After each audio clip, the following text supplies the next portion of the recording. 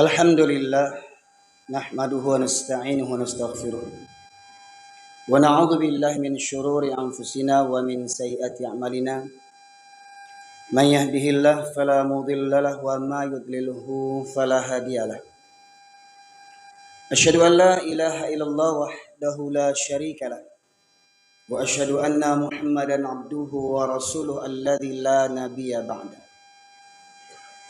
Allahumma salli wa sallim ala nabiyyina Muhammad wa ala alihi wa sahbihi ajma'in. Qala Allah Ta'ala fil Qur'anil Karim, a'udzu billahi minasy syaithanir rajim.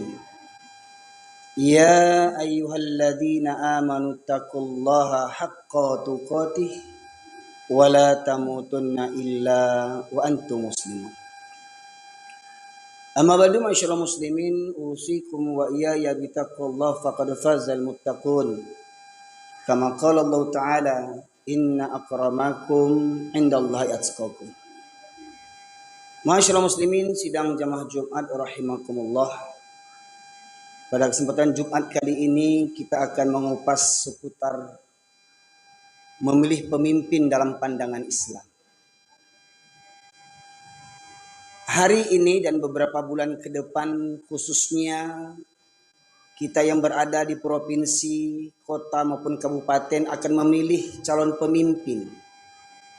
Dan ketahuilah sungguh Islam itu agama yang indah, agama yang hebat, yang luar biasa. Maka benarlah al-Islamu ya'lu wa la yu'la alaih. Islam itu tinggi, tidak ada yang lebih tinggi daripada Islam. Dan Allah juga menegaskan inna dina indallahi Islam. Agama yang diterima oleh Allah hanyalah agama Islam. Karena Islam agama yang sempurna. Islam mengatur tatanan hidup manusia. Sejak dari bangun tidur hingga tidur kembali. Karena Allah menciptakan manusia. Yang paling utama adalah seperti mana Allah tegaskan. Wa ma khalaqtul jinna wal insa illa liya'budun. Dan tidaklah aku ciptakan jin dan manusia kecuali itu beribadah menyembah kepadaku.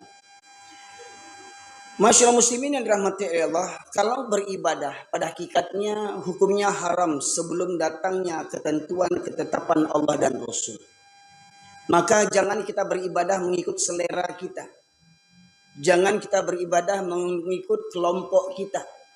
Jangan kita beribadah mengikut partai kita.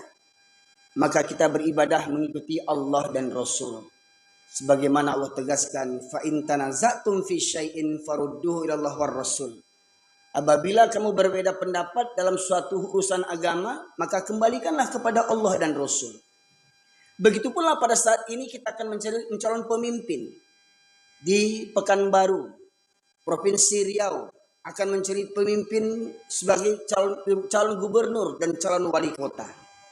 Maka ingat, kita selaku orang Islam jangan terlepas daripada Al-Quran. Al-Quran sudah memberikan tuntunan kepada kita. Atas dasar apa kita memilih calon pemimpin? Bukan karena partai. Dan ingat hari ini tidak ada jaminan partai Islam maupun partai nasionalis sama saja Rasulullah muslimin. Bukan karena partai kita memilih. Yang kita pilih karena pribadi calonnya yang lebih dekat kepada Allah Subhanahu wa Ta'ala. Kita tahu manusia tidak ada yang sempurna. Pasti ada salahnya, ada kurangnya, ada khilafnya. Seperti mana kata pepatah, tidak ada gading yang tidak retak. Karena kita inilah manusia yang tidak sempurna. Maka kalau ada calon-calon pemimpin, beberapa deret nomor urut calon pemimpin, kalau ada yang baik, kalau semuanya baik, maka cari yang paling baik. Saya katakan, kalau semuanya baik, cari yang paling baik. Kalau sekiranya semuanya buruk, cari yang paling sedikit keburukannya. Maka Allah tegaskan dalam surat At-Taubah ayat 23. A'udzubillahi minasyaitonir rajim. Ya ayyuhalladzina amanu la tattakhidhu aba'akum wa ikhwanakum awliya'a in istahabbul kufra 'alal iman. Wa may yatawallahu minhum fa ulaika humuz zalimun. Ayat ini Allah tujukan kepada orang-orang yang beriman. Hai orang yang beriman, janganlah kamu jadikan bapak-bapakmu dan saudara-saudara kandungmu menjadi pemimpin di antara kamu. Jika mereka lebih menyukai kekafiran daripada keimanan, jika mereka lebih cenderung kepada kekafiran daripada keimanan, maka jangan kau pilih ayah kandungmu, saudara kandungmu, jangan kau pilih menjadi pemimpin. Apabila kalian memilih mereka menjadi pemimpin, maka kalian termasuk orang-orang yang zalim. Masyaallah muslimin. Ayah kandung kita sendiri saja, saudara kandung kita saja, kata Allah, jangan kau pilih mereka jadi pemimpin apabila mereka lebih cenderung kepada kekafiran daripada keimanan. Maka kalau dalam konteks ayat ini, masyaallah muslimin yang dirahmati oleh Allah, secara zahir kasat mata kita hanya bisa menilai manusia dari zahirnya, dan kemudian kita mengambil ukuran daripada Al-Quran. Apa di antara makna yang paling simpel, nilai yang paling simpel yang dapat kita nilai dari calon pemimpin berkaitan tentang kafir dan keimanannya? Maka seperti mana kata Buya Hamka, kalau kalian ingin melihat laki-laki muslim, lihat di waktu hari Jumat. Laki-laki muslim ini datang semua yang laki-laki ini. Ada yang penjudi, ada yang penzina, ada agen narkoba, ada koruptor, ada yang sholat cuma hari Jumat saja. Kalau tidak hari Jumat tidak kenal masjid, ada yang begitu. Kata Buya Hamka, KTP-nya Islam, perangainya Yahudi, ada. Masya muslim. Tetapi apabila kalian ingin melihat orang yang beriman, kata Buya Hamka, ini kata Buya Hamka, boleh dipakai boleh tidak, karena beliau bukan nabi. Tapi setidaknya beliau ulama kita, ulama orang Minangkabau, ulama orang Sumatera, bahkan dikenal di Asia Tenggara. Kata Buya Hamka, kalau ingin mengukur siapa yang beriman, lihat di waktu sholat subuh di setiap masjid. Siapa yang sering hadir di masjid waktu subuh, itulah orang-orang beriman. Maka lihat, di antara calon-calon pemimpin itu, siapa yang sering selalu nampak di masjid di waktu subuh. Bukan hanya menjelang calon menjadi caleg saja, menjadi calon wali kota, touring dari masjid ke masjid untuk menunjukkan mukanya. Ya, lihat, tanya, ketahui di mana tinggalnya calon ini. Di tempat tinggalnya bagaimana calon ini, sering tidak nampak ke masjid waktu subuh? Kalau orang kampungnya, orang tempat tinggalnya, jarang melihat dia ke surau, ke masjid waktu subuh, jangan ambil jadi pemimpin. Walau dia ayah kandung kita sendiri. Pertanyaannya, yang calon-calon sekarang ini ada ayah kita. Jadi jangan karena fanatik kelompok. Oh ini orang Minang, oh ini suku ini, oh ini orang begini, ini partai saya. Jangan fanatik karena partai. Jangan fanatik karena suku. Jangan fanatik karena hubungan darah. Kita harus fanatik hanya hubungan karena Allah Ta'ala. Iman. La ilaha illallah. Maka apabila kita memilih pemimpin berdasarkan karena dia sering membantu kita, karena dia partainya partai besar, karena pendukungnya orang-orang hebat di belakangnya, ya, orang-orang kafir banyak mendukungnya, tokoh-tokoh banyak mendukungnya, bukan itu ukuran untuk memilih pemimpin. Lihat, di antara sekian banyak calon pemimpin, siapa yang lebih sering datang ke masjid? Di waktu subuh. Itu di antara tanda-tanda orang yang beriman dan tanda-tanda calon pemimpin yang beriman. Ingat, bahkan ayah kandung kita sendiri pun, saudara kandung kita sendiri pun, jangan kita angkat jadi pemimpin kalau mereka lebih cenderung kepada kekafiran daripada keimanan. Bila kita melihat calon pemimpin ini, ketika azan berkumandang, calon-calon pemimpin sibuk kampanye, sibuk pawai, campakkan calon pemimpin itu. Calon pemimpin yang benar ketika dia sedang kampanye, sedang pawai, masuk waktu sholat, Dia ajak semua anggotanya untuk sholat berjamaah. Itu calon pemimpin, salah satu calon pemimpin yang benar. Tapi kalau calon pemimpin kampanye, sibuk kampanye, datang waktu sholat, kampanye juga lagi. Campakkan, benamkan pemimpin celaka itu. Nampak enggak oleh kita? Calon-calon pemimpin ketika kampanye masuk waktu sholat, dia bawa anggotanya ke masjid untuk sholat berjamaah. Kalau ada, pilih jadi pemimpin, insya Allah. Kalau tidak, benamkan.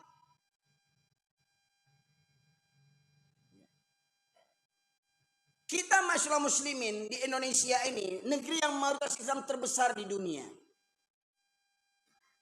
Tapi selalu saja kita dibohongi oleh pemimpin-pemimpin yang zalim. Mirisnya ada yang berkata, wajib taat kepada pemimpin walau zalim. Ini otaknya sudah sedeng orang begini ini. Sudah jelas pemimpin zalim wajib kita taati. Ini otaknya ada kerusakan.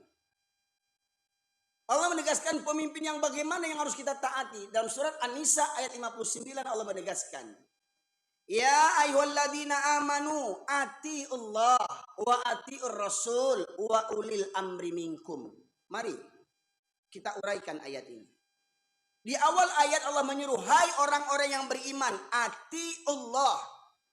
Sebelum nama Allah ada kata perintah atiu. Taatilah oleh kalian. Atiullah. Taatilah oleh kalian Allah.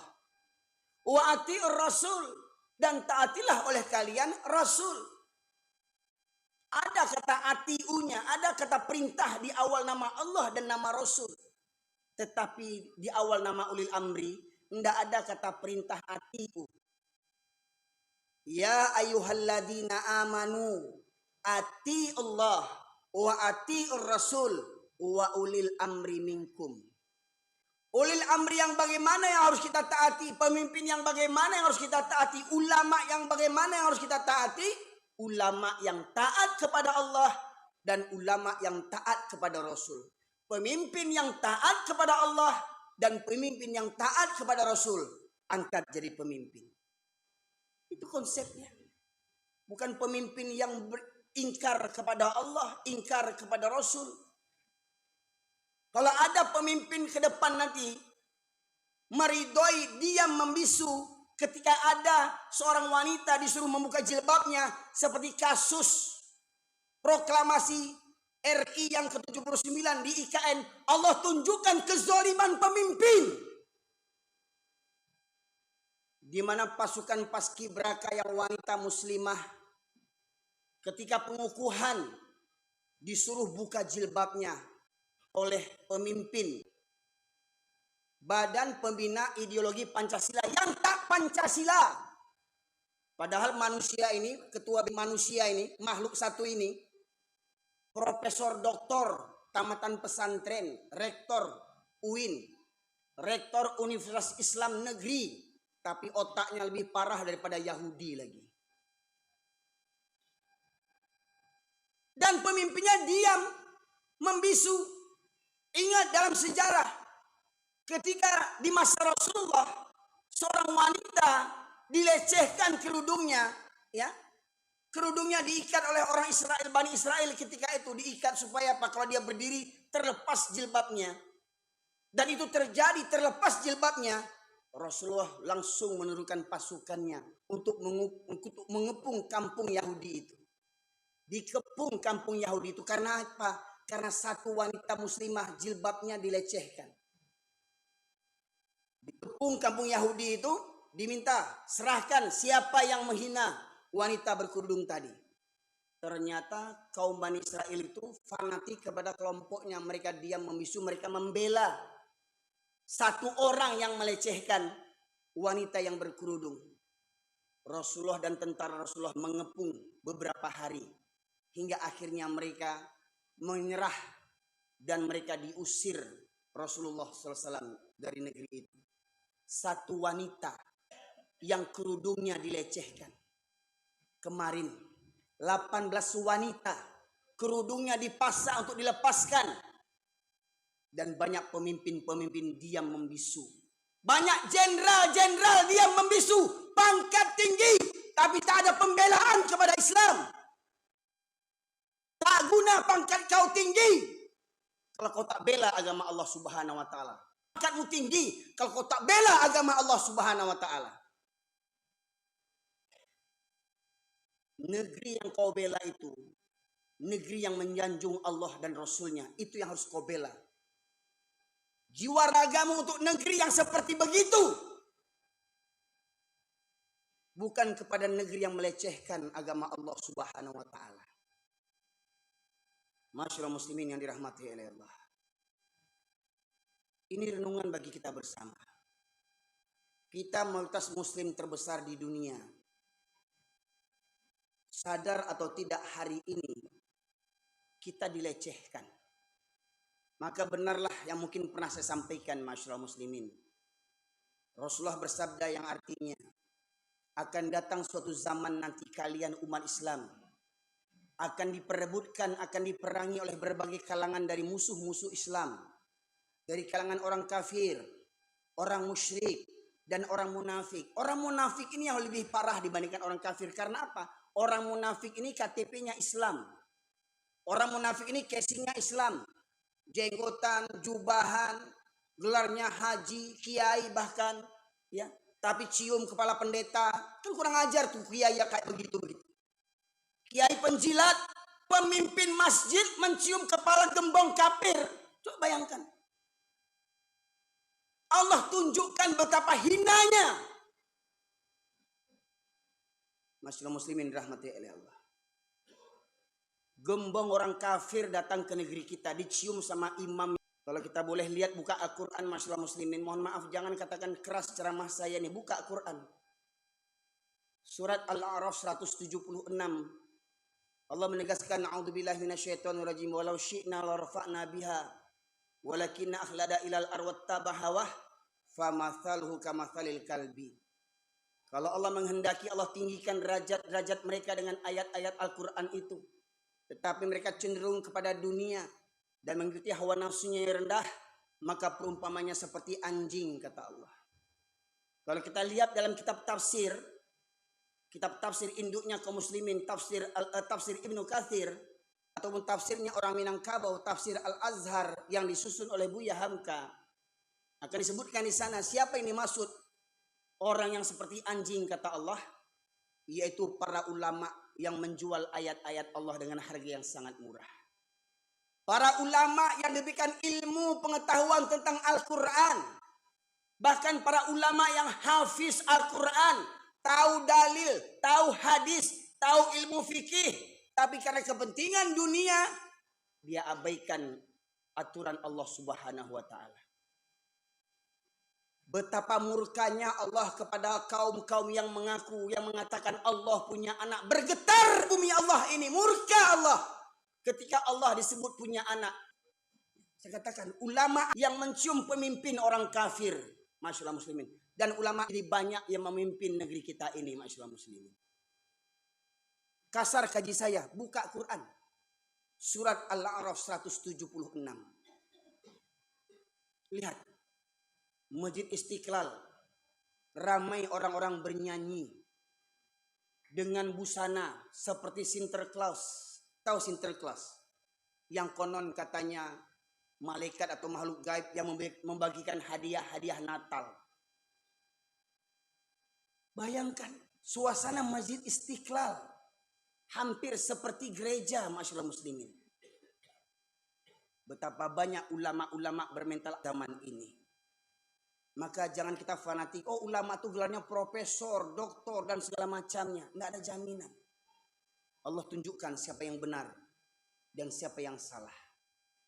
Maka masyaallah muslimin yang dirahmati oleh Allah, mari, kalau ada ulama sekalipun, pemimpin sekalipun yang bermesraan dengan orang-orang kafir, benamkan, jauhkan dia, singkirkan dia. Pilih ulama-ulama yang lurus, yang banyak dibenci oleh pemimpin-pemimpin zalim. Pilih ulama-ulama lurus yang banyak dibenci oleh pemimpin-pemimpin zalim. Dan ingat, percaya atau tidak, saya Dan Anda semua nanti di akhirat akan dimintai pertanggungjawaban oleh Allah Subhanahu wa taala. Kita akan dimintai pertanggungjawaban oleh Allah Subhanahu wa taala. Karena apa engkau memilih pemimpin itu? Karena apa kau memilih si A, si B, si C? Karena apa kau memilih? Kalau hanya karena partai, kau tunggu kecelakaan kau partai-partai. Kalau hanya karena partai kau memilih, maka benar nanti di akhirat kau bersama partai-partai celaka itu, masyaallah muslimin.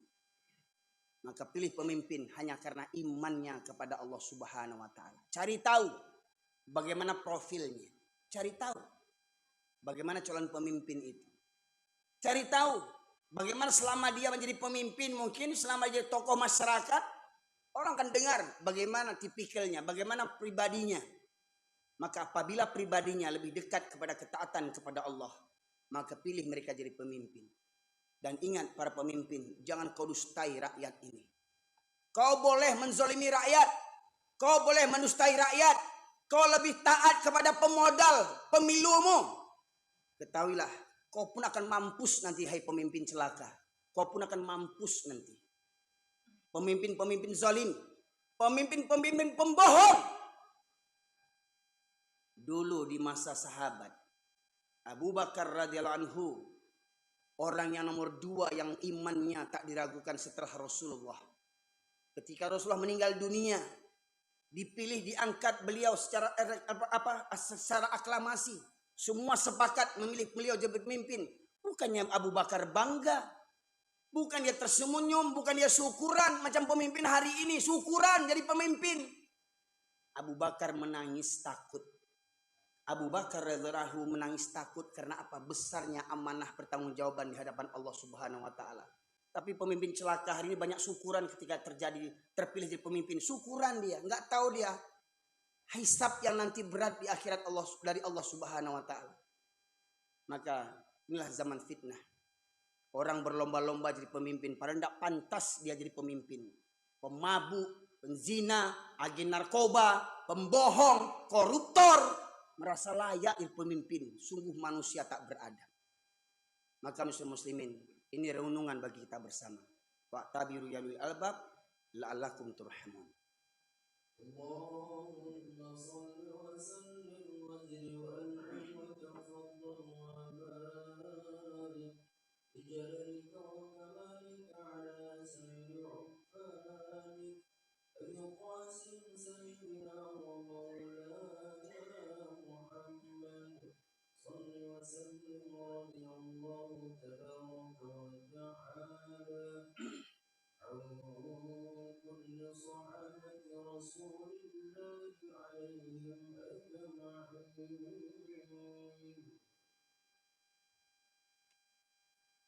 الحمد لله الذي أرسل رسوله بالهدى ودين الحق ليظهره على الدين كله وكفى بالله شهيدا. أشهد أن لا إله إلا الله وحده لا شريك له وأشهد أن محمدا عبده ورسوله الذي لا نبي بعده.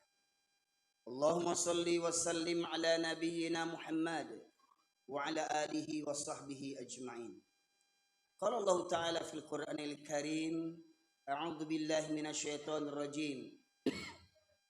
يا أيها الناس اتقوا ربكم الذي خلقكم من نفس واحدة وخلق منها زوجها وبث منهما رجالا كثيرا ونساء واتقوا الله الذي تساءلون به والأرحام إن الله كان عليكم رقيبا. Masyaallah muslimin, sidang jamaah Jumat rahimakumullah. Usikum wa iyaya bitaqullah faqad fazal muttaqun. Saya berpesan kepada diri saya di khutbah yang kedua ini, kembali kita meningkatkan iman dan takwa dan evaluasinya. Maka marilah kita bertakwa kepada Allah. Ittaqullah haqqa tuqatih. Takutlah kita kepada Allah. Bertakwalah kita kepada Allah. Karena sesungguhnya semua yang Allah anugerahkan kepada kita, termasuk panca indera kita, hati kita, akal kita, penglihatan kita, pendengaran kita, lisan kita, akan dimintai pertanggungjawaban oleh Allah Subhanahu wa taala. Maka sebelum kita berpikir, sebelum kita berkata, sebelum kita bertindak, Sebelum kita memilih, marilah tundukkan jiwa raga kita dengan ketaatan kepada Allah dan Rasul-Nya.